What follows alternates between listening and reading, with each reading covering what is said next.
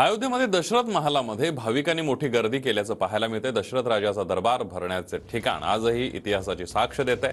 आजही दशरथ महालाला सिद्धपीठ म्हणून ओळखलं जात आहे। अयोध्या नगरीत आल्यानंतर भाविक हे दशरथ महालाला आवर्जून भेट देतात, कारण जी पुरातन मंदिर आहेत किंवा ज्या पुरातन वास्तू आहेत त्यापैकीच एक दशरथ महाल म्हणून ओळखला जातो। आणि मी सध्या त्याच महालामध्ये आपण जर पाहिलं तर सिद्धपीठ समजलं जातं या दशरथ महालाला।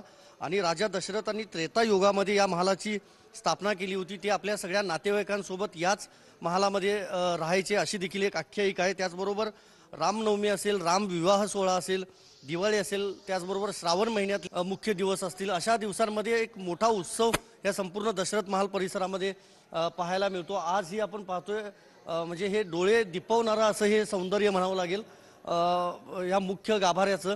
आणि आतमध्ये जर आपण पाहिलं तर राम लक्ष्मणासोबतच सगळ्या जे देवदेवता आहेत त्यांच्या मूर्ती या ठिकाणी पाहायला मिळतात। म्हणूनच भाविक जे आहेत ते मोठ्या संख्येनं या दर्शनासाठी या महालामध्ये येत असतात। त्यामुळे तुम्ही जरी कधी अयोध्येमध्ये आलात तर नक्की श्रीरामाच्या मंदिराचं तर दर्शन तुम्ही घ्यालच, हनुमानगडीचं देखील घ्याल, पण या दशरथ महालामध्ये देखील आवर्जून या। व्हिडिओ जर्नलिस्ट राकेश कुमारसह मी संदीप रासगोळकर, TV9 मराठी, अयोध्या।